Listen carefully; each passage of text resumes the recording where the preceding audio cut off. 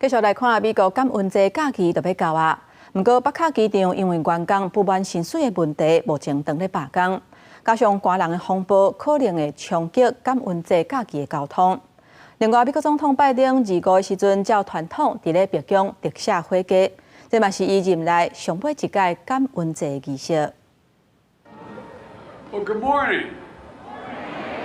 They've raised two special guests we're honoring today, Peach and Blossom.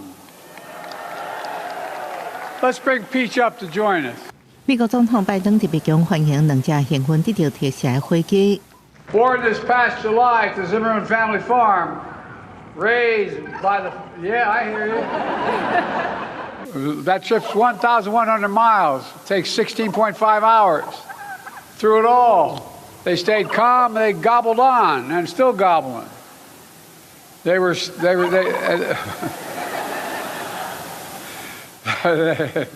stayed nice listening to their favorite music, which apparently includes the song "Living on a Prayer."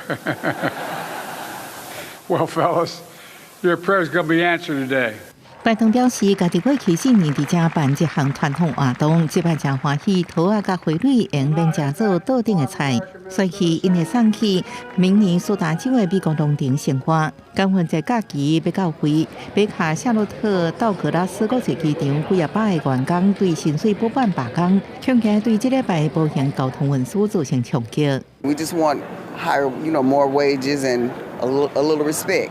整体的风暴可能让大家等于团圆计划受影响，安村的华达、山脉、中西部加5大河区会落雪。